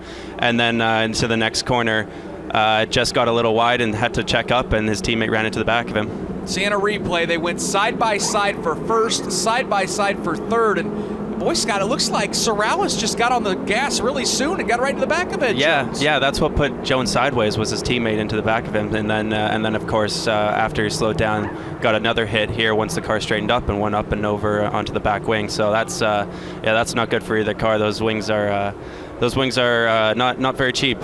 So that's a pretty pricey crash there. So this appears to be a 3-car accident, and Jake, a couple of those cars crab walk in there in front of you in turn 14. Okay, so we've got Stoneman in the very front of the field, NEGRAD just behind him, then Veach and Sorales, Urrutia, and then you've got that KAISER and Clayman DeMello duo. So the field now works their way behind the pace car, and I think it's Sorales, Nick, that's going to go ahead and move on to pit road, lose position on track. But I take that back. Sorales just now limping through, so he actually had fallen to the back of the pack. I was wrong there at the beginning, but he is working his way to pit road. It is Jones who is as well going to pit road, Nick. Yeah, and I can see Jeff Fickling and the Carlin Racing crew clearing out because unfortunately for them, they've got 2 battered race cars making their way down to pit lane in front of our pit reporters, Rob Howden. Ed Jones going to slide to a stop in front of you.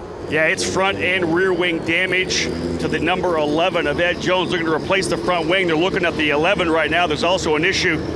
So a new front wing goes on the car. The rear wing, Nick, is actually barely hanging on. A little issue under the car as well. Man, a lot of damage to this race car. Not surprising, front and rear damage, and in comes Sorales as well in the number 4. Just the front wing damage for him. What a tough break for a pair of teammates in the championship hunt, too. Ed Jones was the points leader coming into this weekend, and boy, Rob Howden, we got some angry drivers down there on pit lane. Well, I'll tell you right now, Nick, they've actually shut off the car of Ed Jones, the point leader. They've shut it off because they got to go to work on the rear wing here if they're going to try to put a new one on. It's totally damaged. The diffuser damaged as well. One of the top lips of the rear diffuser on the left side, that's damaged as well. So a full rear wing change for Ed Jones. That car is stopped. Of course, Felix Sorales stopped up here as well. They're just going to put a new front wing on the number 4 of Sorales, I believe. But at this point, no, Sorales actually out of the car, ladies and gentlemen. That's it for Felix Sorales today. And Scott Hargrove, based on body language, Felix Sorales a little hot down there on pit lane. Yeah, it's interesting. Felix looked like he's pretty upset, and I think that's interesting because Felix looked like he got in the back of Jones, so I'm not sure why he's the one that's upset, but Jones being the points leader, those guys have got to try to get that car back out there. So some right front pushrod damage being reported by Rob Howden on Sorales' car. So both of those gentlemen out of the race car. Again, I mentioned it was a 3-car accident because Andre NEGRAD also got clipped there at the exit of turn number 6. But certainly he's going to try to continue on because he's got a second place, possible second place finish right now. Again, that accident happened at the top of the hill in turn number 6, and And Scott, even before the accident happened, Ed Jones threw quite a block moving Dean Stoneman all the way over into the grass. Yeah, I'd be interested to see what Tony Kaltman's got to say about that. I'm sure they had that meeting about being respectful, and it looked like Stoneman was definitely had the momentum and on the inside. All right, let's hear from Felix Sorrells. He's with Rob Howden. Felix, these restarts obviously very exciting. Always an opportunity to get a couple of spots. And I know the guys in front of you stacked it up in turn 5. Stoneman and Jones were blocking each other coming up the hill. What are your thoughts on what happened when you guys crested the hill in turn 6? You know, I'm always very honest and no bullcrap type of guy, and that was totally Ed's fault at first, and then Stoneman just brake checked them coming out of the turn 6. So, you know, it's both their faults. You know, I'm just unfortunate. We had the pace. I was really comfortable, and I'm just really angry at both those drivers. You get a chance to do it again in a couple of weeks at Iowa. Good luck there. Thank you.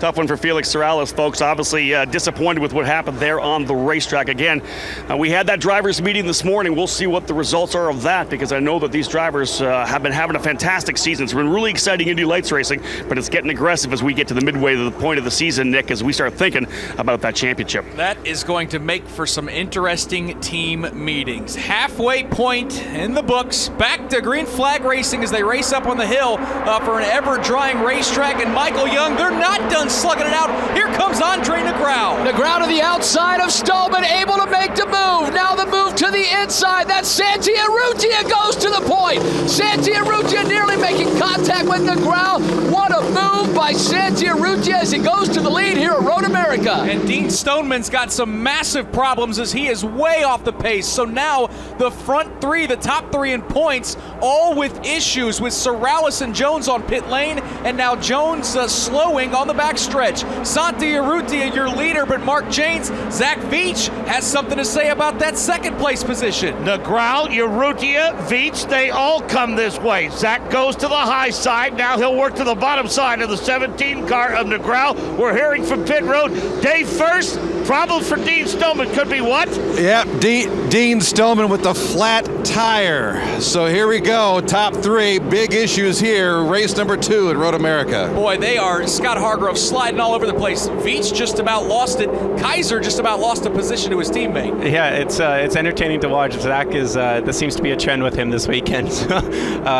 You know, he's obviously had a really good recovery from that spin earlier, running in the 3rd position and challenging for 2nd. So let's see. And you never know, the repeat might still be doable. Field making their way through the carousel. It is Santi Urrutia. He started on the outside of the front row, lost a handful of positions early on, and now finds himself in the lead after going from 3rd to 1st on this restart. They'll make their way down Kettle Bottoms. It's, again, Urrutia, your leader, Andre Negrau. He's poised for a career best if he can hold on in 2nd, and Zach Veach starting to rebound to 3rd. Tell you what, Jake Query, as the field makes their way after this restart in front of you, also tipping the cap to that driver in the 4th place position, Shelby Blackstock, picking up the pieces of what everybody else has left to have a nice day. Urrutia starts to get himself a little bit of breathing room now. Negrau about 5 car lengths back. Veach is right there, and then as you mentioned, it's Blackstock. KAISER, oh, he got loose. KAISER allows Clayman DeMello to get past him. Now they're going to go side by side as GRIST makes the move as well. He gets past Kyle KAISER. Big hiccup out of turn number 14. KAISER sliding all over the place on this last lap, Michael Young, as they head to turn number 1. Yeah, they're starting to search for that wet racing surface now, Nick Yo. We saw the leader, Negrau, also Zach Veach. They all duck to the inside as they come down this main straightaway. We're not seeing those rooster tails anymore. The drivers in the front, those first 3 that I just spoke about, went right down to the pit wall to try to find a little water to keep these Cooper tires cool. Dean Stoneman will now limp his way back to pit lane with a flat tire. Rob Howden is down there on pit lane as well with more. Yeah, Nick, they're trying to get this car of Ed Jones back on the racetrack. Now down 1 lap. They had to replace the wing, and of course the wing held on with a tether as well to make sure if the wing comes off, it doesn't go into any of the drivers. Well, they refired the car of Ed Jones, but they had not yet put the tether back on to make sure the wing doesn't go anywhere. The Indy Lights official said, no, you're going nowhere. They shut the engine back down. Now the crew working feverishly to get that tether back on so this car is legal and ready to get back onto the racetrack. Slow crawl for Dean Stoneman and Scott Hargrove. He's had a great season so far right there in the championship hunt. And boy, to see those two Carlin teammates take each other out, he had to be assuming that this is going to be a big point say. This has got to be just demoralizing, and as he pulls to a stop in pit lane. Oh, that's got to be massively frustrating. It looks like they're going to go on to slicks. So if they can get these slick tires on before losing a lap and get a yellow, you never know. He might still be back in it. But of course, no fault of his own with the flat tire. That's just bad luck. Yeah, and the bad news is the leaders are charging. They're going to be crossing the start-finish line. Actually, I see Urrutia right now making his way. Jake Query out of turn number 12. Urrutia followed by NEGRAD and VEACH. Front three appears like they've separated themselves pretty nicely. Jake, the battle is on for fourth, though, as Shelby Blackstock trying to hold off Clayman DeMello and Grist. Blackstock comes into view just now. Grist almost looks like he's one car length back. That's because Clayman DeMello, who got loose, moving in on Blackstock, and that caused Grist to go into the sand trap. So I'll tell you what, they came in at turn 14. They looked like a one-car piece coming in, and it turned out to be just two as Grist got hung out to dry on that one. Boy, we got to see that coming right at us, Scott Hargrove. Three cars all kind of battling for the same spot. Tough break for Garrett Grist. Yeah, it is, and of course that's the car I was driving earlier this year, and it looks like just a little bit of front wing damage. Everybody's stacked up, and it's so difficult, especially with these conditions. You're trying to find a way around, and then when there's two cars going side by side ahead of you, he just ran out of road there.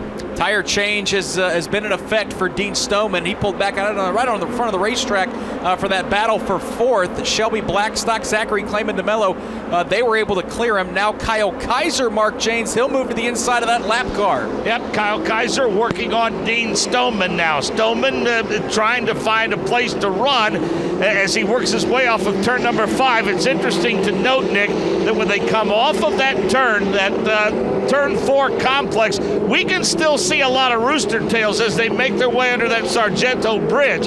They disappear as they start that descent down toward turn number 5. The track continues to dry, going back up toward the Corvette Bridge. There is plenty of water to the high side upon exit at turn number 5, but Nick, in addition to that, we're seeing some hints of some breaks in the cloud with a little bit of sunshine. The last 5 laps could be very, very interesting. Yeah, Rob Howden, you just told me that the sun's starting to come out. How about the repairs, though, for our points leader's car? Yeah, Ed Jones back out onto the racetrack. The sun is coming out here on pit lane. The temperature has gone up quite a bit since we started this event. Ed Jones electing to go back out on slick tires as well, so both he and Stoneman rolling the dice here. That's all they can do, being a lap down and being the primary championship contenders. If anything plays their way, they may be fine, but at this point, both of those drivers out on slick tires. Santi Urrutia is your leader with 9 to go here at Road America. Andre NEGRAD runs second. Zach VEACH is third. Front three separated by just 4 seconds. The lead, Michael Young, for Santi Urrutia is a healthy one, but again, those rooster tails that we've seen for the first half of the race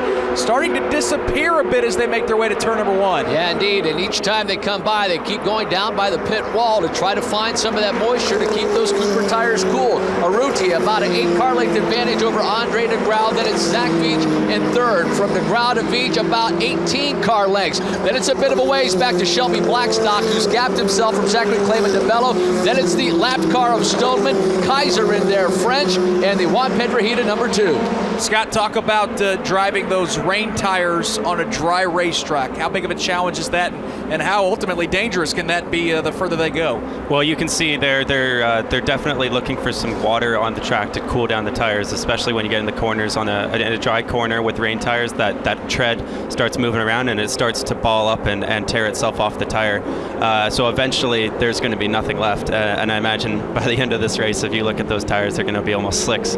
But of course, it doesn't quite work as well as a slick tire, and they'll just be way overheated and just complete lack of grip. What is more important at this point of the race, finding that moisture on the racetrack or making sure that you're still hitting the apexes? Because the way we see these guys sliding all over the place looking for that moisture, they can't be turning very fast laps. No, but you definitely want to be hitting your apexes still. In the corners, you pretty much look for the optimal line, but it's on the straight sections where you don't lose any time by just searching for puddles, anything you can find to cool down the tire. Santi Urrutia is your leader with 8 to go here at Road America. Andre Negrao runs second. Zach Veach is third. Another update from pit lane from Rob Houghton. Yeah, Nick, I'm sure Scott can talk about this, but kind of the unwritten rule among race engineers is you're trying to get within 115% of the pole time. That's when the track is going to be good to go to slick tires. Obviously, at this point here, the driver's still running 213s. They need to get down to 208s for the track really to be good for slick tires. That's just kind of the unwritten rule, about 115% of the pole time. So the leaders making their way through turn number 14. Boy, Zach Veach sliding all over the place. Jake Query, Dean Stoneman's a lap down, but you can tell on those slick tires he's a lot faster than everybody else. Yep, just made quick work of Shelby Blackstock to get that lap back. To your point about Zach Veach coming out of 14, KAISER now going to do the same. Very, very slick. It looks, as they go out of my view, it's almost as if watching a dog trying to walk on ice. That's what it looks like for those that are still on those rain tires that are starting to go away now. The only issue with that, Scott Harger, I love that analogy because it does look like a dog on ice sliding all over the place.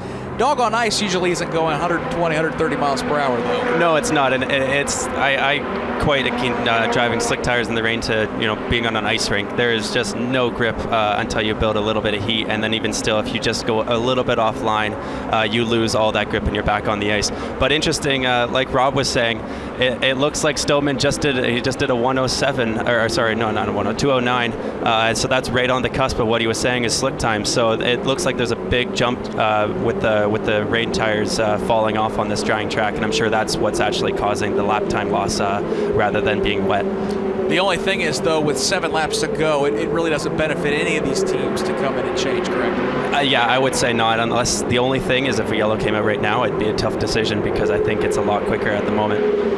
So Santi Urrutia is your leader. He stretched that lead out to 2.1 seconds. Here's a full field rundown. Urrutia in car 55, that Soul Red Mazda for Schmidt-Peterson. He is your leader by 2.1 seconds over Andre Negrao, his teammate actually for Schmidt-Peterson. That organization downsized from 4 cars to 2 this weekend, and so far it's looking like it could result in the top 2 steps on the podium. Zach Veach, yesterday's winner, runs in third. He's got his hands full right now with the faster car of that lap down machine of Dean Stoneman. Veach will pull to the outside and let Stoneman go as Veach bounces over the curbing. He runs third. Shelby Blackstock is fourth. Zachary Clayman DeMello runs in the 5th position. Kyle KAISER runs 6th.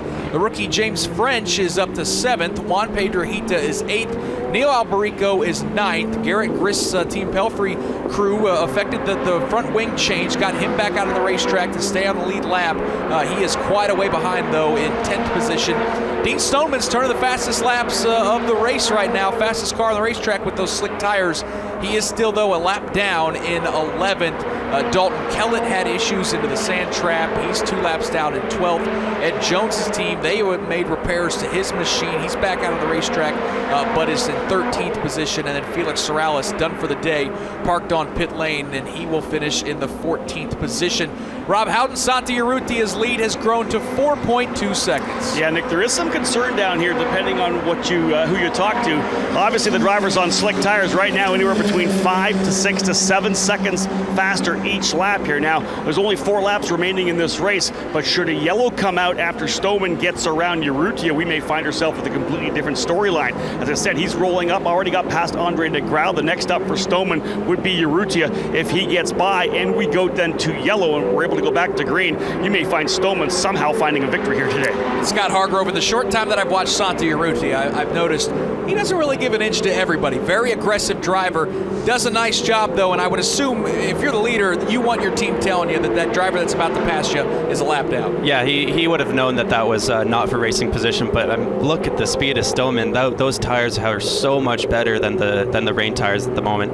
And now he just got himself back on the lead lap. So let's see what happens here in the last bit of the race and see if anybody with these slick tires, if anybody can have the slick tire come charge through the field. Yeah, that scenario that Rob Houghton just introduced to us. If we get a full course caution, if someone makes a mistake, Dean Stoneman's going to have to pass a lot of cars, 10 of them to be exact, but boy, he has an absolute rocket ship on those slick tires. Dave, first, you're keeping an eye on our leader, Santi Urrutia, here with 6 to go, and you've got someone who's probably watching a little bit closer than all of us. No doubt about that. Eliseo Salazar spent some 8 years in the IndyCar series, does some consulting work, some coaching work for Santi Urrutia. Funny how it all works out. You look up, now you're leading the race. I know, Dave. We started in the front row. We fell back a bit, but I guess it was good because, the guys at the front were dicing too hard. And now we're leading, but our tires will be done. That's the understatement of life, at the end of the day. At the end of the day, what is he saying right now inside the car? Because I'm sure he's sliding around. He'd love to come in for some slicks, but it's not going to happen, is it? Yeah, at the moment, Stoneman and Jones are about 5-6 seconds quicker, but they are locked down. So we're just telling him to cool down, try to cool the tires as much as he can, find any wet patches around the track. So we're just hoping, that it will work at the end. How do you calm a driver down, especially when he sees another driver passing him and he's still a lap down essentially, but it's at, for Santi, it's all about completing this race, getting a W here. Yeah, it's hard because, coming from a guy that is not too calm, being me, so it's not easy. Really? You noticed that, huh? Yeah, but, he already let him by, and, we're looking good for the championship, with this situation, because we will be, just behind Stoneman and Jones. But as you know, Dave, until the checkered flag drops, we cannot say anything. How big would this be? I mean, he struggled the last couple of outings. You go back to his win. That happened at Barber Motorsports Park down in Leeds, Alabama. It's been a while. He would really love to get back on the podium here. Yeah, absolutely. It's going to be as big as this country, Uruguay. Everybody's rooting for him, They're live now watching, and it will be big, So we know this sport is, it's very difficult at the time, but hopefully this time will give us some back. We'll be watching. I'm going to calm you down too the last 5 laps, okay? I'm definitely more nervous here than out there, Dave. All right, great to catch up. Eliseo Salazar, 8 years in the IndyCar Series, won in Las Vegas back in 1997. Well, he would love to see Santi Urrutia atop that podium here today. Yeah, Urrutia making his way through turn number 14. Mark Janes, you've called a lot of IndyCar races in your day, and I know that you were there in Vegas when Eliseo Salazar won, correct? Chilean television followed the exploits of one Eliseo Salazar, and I'll never forget the euphoria that they felt as a country. I mean, Eliseo, very popular in his home country for sure, and it was a huge win for him. It was as exciting of an event and as excited as I have ever seen a driver, quite frankly. And that's the one thing, one of the many things that is so positive about the Mazda Road to Indy. It's great to see the former drivers like Sam Schmidt and Michael Andretti and now guys like Eliseo Salazar. And although he never drove in the IndyCar series, the role that Anders Krohn continues to play in driver development, it's just great to see that presence in the paddock. And the 55 machine of Santi Urrutia, it's been a great day for him. He is babying that thing through turn number 5, and he is well on his way. Keep your fingers crossed. It should be an uneventful ride to victory lane. Yeah, about 3.5 laps to go, and Scott Hargrove, we've had a chance with our multi-screen monitor to focus in on Santi Urrutia here over the last couple laps. That lead has now grown to 6.1 seconds over Andre Negrad. I know it can't be comfortable with those rain tires, but he appears to be doing just a tremendous job nursing it home. Yeah, he's not sliding the car. He's being very careful with the tires. Definitely trying just to keep it under him and not push too hard, because that's when the time will start to fall off. So he's looking smooth. I'm trying to look at those tires pretty closely. I think right in the middle of the tire, it's getting pretty thin, almost looking like a slick at this point. Going to have to hold on for a little over 3 laps here at Road America. Santi Urrutia came into this race 5th in points, 46 points behind Ed Jones, and with problems for Jones, Stoneman, and Sorales, this could end up being a very big day. The only other driver that I didn't mention in the top 5 in points, that's Kyle Kaiser. He sits 4th and runs in the 6th position. Jake Query, leader, making his way in front of you in turn 14, and nobody even in sight behind him. Here's what's interesting about turn 14, this long right-handed sweep. You can actually hear that nearly everybody backs off as they're at the apex of the turn, because they didn't just kind of slide their way through. Almost looks like a drifter exhibition. Front 3 have already done exactly that. Now Shelby Blackstock comes into view with Clayman DeMello just behind him. You can definitely tell Stoneman, for example, on those tires where he's more comfortable, the slicks, and he's got a lot more grip. Problem is he's just going to flat run out of laps in order to try to make up. I'm not so certain. Somebody may not have it off here in the last 2 circuits of this race, but Nick, I think everybody's figured out how to gingerly get their way through on those tires. Rob Houghton, you're down there on pit lane. Again, I don't think, barring a caution, it's going to work out for Dean Stoneman, but pretty impressive when they put those slick tires, just how fast those laps he's been turning here in the closing portions of this race. And we've seen that happen before, and actually you have to go back a couple of years to USF 2000 when Will Owen did the same thing. They came in early when the track started to dry. He threw the slick Cooper tires on it. Will Owen was able to win at the Grand Prix of Indianapolis, absolutely decimated the field because everyone else, of course, stuck on the treaded wet tires. And again, same situation here. When you're up front, even though you may think pitting for those slick tires might be a good idea, knowing how much faster you're going to be, you just can't give up track position. You got to stay out front. Luckily, if a yellow flag would have came out, it would have played obviously to the hand of Dean Stoneman and Ed Jones, those drivers who were able to go to the slicks. But this time, though, he's going to run out of time. It is going to be a good run here to the end for Santi Urrutia, and really he is being challenged. I'm sure Scott Hargrove can tell you it cannot be easy to drive these tires on a dry track. Santi Urrutia with a 6.1 advantage over Andre Negrau. It is almost a full 9 seconds back to Zach Veach. 4th, 5th, and 6th are all separated by 5 seconds. That's probably the best battle on the racetrack right now, is this disjointed race with the weather and the accidents has really thrown a curveball in a lot of guys' chances to win. But Shelby Blackstock runs 4th, Zachary Clayman DeMello is 5th, Kyle Kaiser is 6th. Leader Santi Urrutia back out on the front straightaway. He's going to see 2 laps to go as he crosses the start-finish line. Further back, though, Scott, as we watch that battle again, this is Shelby Blackstock. Jake Query, he actually just lost the 4th position to Zachary Clayman DeMello. Yeah, I'll tell you what, Blackstock, as he now tries to work his way back in on Clayman DeMello, has about a 5 or 6 car length advantage now to make up, I should say, so disadvantage. But he's got Kyle Kaiser working on it. Problem is Kaiser, along with Garrett Grist, who's behind him, they have that same problem, and that is just slipping and sliding their way out of turn 14. It's a very tricky, massive race course, 4 miles in length, 14 turns. Santi Urrutia, Mark Janes down the hill, a lap and a half away for victory. You know, leaders had their issues, obviously, at the top of the hill some 10 to 12 laps ago.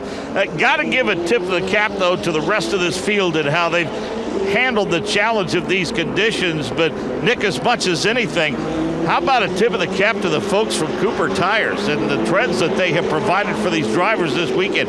Those tires are not designed, I don't think, to put up with the pounding that they're getting now. I mean, ideally, you would like to have an opportunity to come on and put on the slicks, but boy, you got to give them a lot of credit. Everybody on the design team at Cooper Tire for the tread that they put together, especially that wet, because these drivers have abused those things here today. Scott, whether it be the Mazda engines or the Cooper tires, a couple good partners for the Indy Light Series to be hooked up with. They're phenomenal, and you know, it wouldn't be possible to come up the ranks as a young driver without support like Cooper and Mazda. You look at these guys out here now with those slick with those treaded rain tires. It's starting to you see the cars moving around a lot, and a lot of that is the tread blocks are actually leaning over, and just there is nothing left. While that's not an ideal situation to be out there on a rain tire in the dry conditions, the fact that the car is still drivable and the tires are holding up is a great sign. Here comes Santi Urrutia out of turn number 14, back up onto the front straightaway. He's going to see the white flag. 1 more lap to go. Michael Young, the lead is nearly 8 seconds as Santi Urrutia makes his way around this Road America course for the final time. It has been the last 4 laps really kept an eye on Santi Urrutia. So smooth through this turn number 1 complex as he makes his way through for the final time. It's been a feast or famine season for this young man from Montevideo, Uruguay. 3 podiums, including that win, the second race at Barber Motorsports Park. But today, that aggression has put him out front, and indeed he will come home with the victory if he can keep those Cooper tires under him for about 10 more turns. Full 8 seconds, Mark Janes, as that dry driver makes his way down the hill to turn number 5 in that Soul Red Mazda for the final time. Literally all by his lonesome. And Nick, before we get out of here again, many thanks to the great folks at Mazda. They provided us a great vantage point here high atop their hospitality area in turn number 5. You'll be out here for the Verizon IndyCar Series race a little bit later on today. Been fun to watch the maturation of this talented young driver, the pilot of the 55, Santi Urrutia. Gone to victory lane already once this season, looking for that second win of the season. Santi Urrutia makes his way through turn number 8 underneath the Johnsonville Bridge and will set up for the very tricky carousel. Further back again, we've been watching Dean Stoneman continues to pick his way through the field, but all eyes are on our leader, Santi Urrutia, with about an 8-second lead, making his way down the hill, looking to go to turn number 12 and pick up his second win of the season.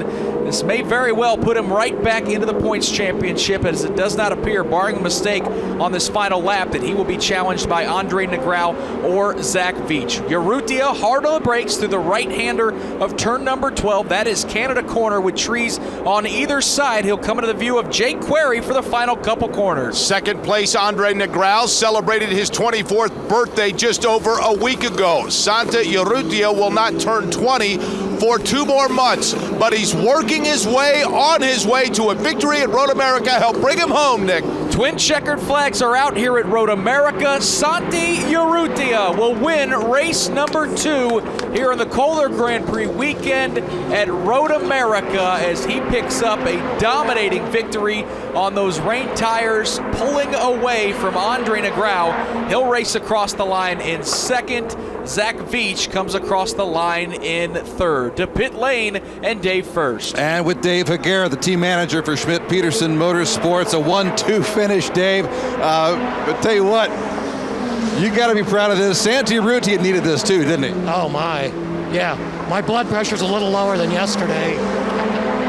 Yeah, hey, how things can change over the course of a weekend. Oh boy, you got that right. Yeah, great job by those guys.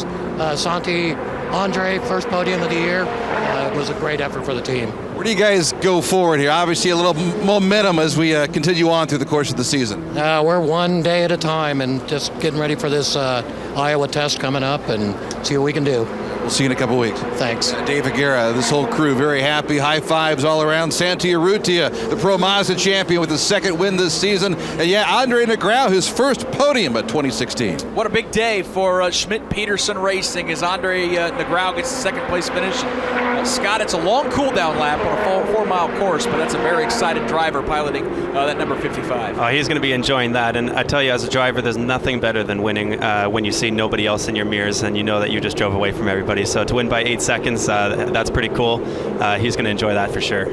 All 14 cars, or the 13 that we're running, have crossed the start-finish line. So here is a look at the results. Santi Urrutia picks up the win by 8.1 seconds over Andre Negrau. Negrau again holds on for his first podium finish, 1-2 for Schmidt-Peterson. He'll finish second. Zach Veach rallies to finish third after spinning in midway point of the race. Zachary Clayman DeMello comes home with a very solid 4th place finish, and Shelby Blackstock puts Andretti Autosport in the top 5 with a 5th place finish in car number 51. Kyle Kaiser will finish 6th for Juncos Racing. So Juncos Racing with a pretty solid day in 4th and 6th. Juan Pedrojita for Team Pelfrey comes home in 7th. James French, the rookie, all in all, pretty good weekend for James French. Yesterday he was 8th, and he'll match that effort today right there in the middle of the field. So a very good job by him filling in for Felix Rosenquist, the full-time driver of that machine. Dean Stoneman comes home 9th after a flat tire charged through the field, only able to salvage a 9th place finish. Garrett Grist, another rookie, comes home 10th. Neil Alberico is 11th. Dalton Kellett is 12th. Ed Jones finishes 13th, and Felix Sorrellis is 14th. Scott Hargrove,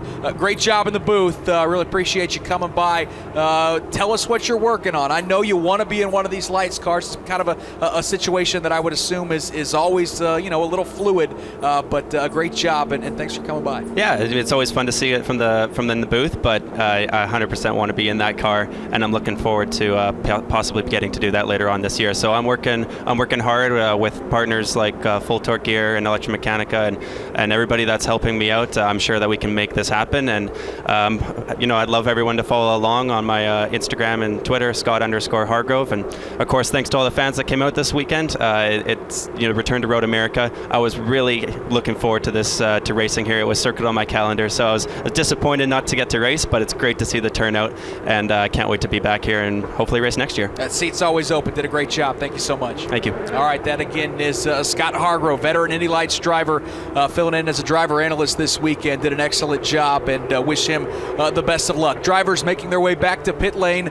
Santi Urrutia, though, he'll head to victory lane. We're going to hear from him momentarily as he has pulled that Soul Red Mazda car to a stop. Let's see, Eliseo Salazar, boy, he was hustling down pit lane. Awful impressive. He got there in a hurry. For Santi Urrutia, it is career win number 2 here in the Indy Lights Series. And boy, the competition level has just been so impressive. We've got 7 different winners so far this season. Jones, Stoneman, and now Urrutia have 2 wins. Felix Rosenquist, Felix Sorales have all gone to victory lane, as well as Kyle KAISER and Zach Veach yesterday. So an awful impressive day for Santi Urrutia as we get a good look at those rain tires. Not a lot of tread left on them, especially to the inside. Urrutia will pop that helmet off in victory lane here at Road America. Again, your podium, Santi Urrutia gets the win, second of the season. Andre Negrao, a career best second place finish, and all told, pretty nice weekend for Zach Veach to pick up his first win for Belardi Auto Racing yesterday, and to salvage a third-place finish. Again, with this points championship, it's going to be awful tight moving forward with the problems that Jones, Stoneman, and Sorales had. Urrutia goes to victory lane. Veach picks up a nice win. Out of the race car, Santi Urrutia jumps on top of the cockpit as he is the winner here at Road America. Let's hear from the driver that came home in second place. That is Andre Negrao, and he's standing by with Dave First. Andre Negrao fought through a lot of mess in front of him, comes home second. Your first podium finish in Indy Lights. How big is this for you? Amazing feeling. I waiting for this time a long time ago, and finally it's coming. So yeah, very happy for the team as well. You're working very well all this weekend. So yeah, very happy. Stayed on the rain tires. How difficult was it in the last 4 or 5 laps? Oh my God, yeah, very difficult. The water is gone, so can you imagine the front tires already is leaky? So yeah, very difficult. The tread's almost completely gone, at least in the front end of this machine. It is. Look, the rear tires as well is have a little roll, so they're bubbling up as well. Yes. First podium. This is a big momentum boost, I'm assuming, for you. Absolutely, yes. Well, looking forward for Iowa now, and I hope he coming more podiums as well. All right, good luck the rest of the way. Congratulations, first podium of 2016. Thank you very much. Andre Negrao, we're going to hear from Zach Veach momentarily, and Santi Urrutia as well. Appreciate that, Dave First. I know you're going to track down Zach Veach and Santi Urrutia, getting ready to talk to our friends at the NBC Sports Network who had television coverage of the race, so you will hear from him momentarily. But first, let's hear from the driver that Dave First, all in all, pretty good weekend for Zach Veach. What could have been, I guess, when you consider the spin, is now Andre Negrao comes over to give him a high five and a congratulations on a podium. All in all, this is a pretty good weekend, but this was maybe one that got away? I mean, not with the conditions. I think, I had that spin running second, went back to 6th, managed to fight my way back up to 3rd. So, I'm happy about that. But, yeah, with the win yesterday, of course, you want to get another win. But I know that if it was dry, we would have been right up there. But with the rain, it just throws so many variables in there. I mean, I'm just so happy for Belardi Auto Racing, Mazda, and Cooper Tires for this weekend. Hopefully this is the weekend I need to get back into the championship fight, because up until here we've had some bad luck, but I think we're well on our way. Did you need the break from the Freedom 100 to kind of reset things and look ahead to the rest of 2016? It definitely helped. I mean, as I've been working through some things, and just getting time out of the race car, time at home, it's really been able to let me kind of come back and realize what's important and come out here and just put in the best performance all year. Podium finish and some points, and we'll see you later for the IndyCar race and the broadcast, right? Sounds great. Thank you. Zach Veach, over to Rob Howden. This series is unbelievably competitive. You never know any day who is going to be able to work their way to the top of the charts. And today was Santi Arruti in very tough conditions, Santi. Rain, then dry. You had to manage your tires here at the end. We're looking down. There's hardly any rubber left on the inside of those tires. Tell me about how the race car was in the second half of that one. Yeah, I think Cooper Tires did a pretty good job with the rain tires. It was hard, I have to say. It was a difficult race.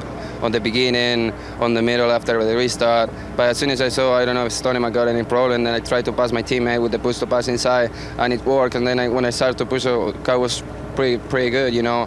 I was trying to save the tires, like getting the wet lines, and it works. I mean, it was difficult, but I didn't realize that I was leading the race, because when I saw Stoneman pass me, I asked on the radio, hey, we leading the race or we second? And didn't understand what my engineer said. So on the last lap, I realized that I was leading, because my engineer said, okay, Santi's last lap, we lead in the race. So then I realized I was leading the race. So yeah, I'm very happy what we did today. You obviously won at Barber, able to win here. You're starting getting frustrated a little bit, not having a chance to win since Barber. Were you starting to feel that frustration? Maybe a little bit, yeah. But we show everyone today that we are strong enough to win the championship, so we're going to keep working like this. Congratulations. Yeah, thank you to everyone, and Mazda and Cooper Tires. Santi Arruti, what a fantastic win for him. And again, I can imagine watching Dean Stoneman roll around him when he was on slick tires, not knowing that he was already a lap down. Tough one for Santi, but again, able to pull through and finally able to get the words he wanted to hear on that final lap, that he indeed was the leader. Thank you so much, Rob Howard. Boy, that is fascinating. What an uncomfortable feeling that must have been, but to see the twin checkered flags. Big win for Santi Arruti. I want to thank, again, our driver analyst, Scott Hargrove, did a fantastic job here in the booth. Our pit reporters, Rob Howden and Dave First. Out on the course, Michael Young, Mark Janes, and Jake Query. You're going to hear from all of those guys, including the third place finisher today in the lights race. That, of course, was Zach Veach for the Verizon IndyCar Series Kohler Grand Prix, coming your way at 12:30 Eastern, 11:30 Central here in Elkhart Lake, Wisconsin. Going to be a lot of fun as the Verizon IndyCar Series back at Road America for the first time. Major open wheel racing back for the first time since 2007. Again, congratulations to Santi Arruti, the winner of race number 2 here at Road America. This has been the Indy Lights Series on the Advanced Auto Parts IndyCar Radio Network.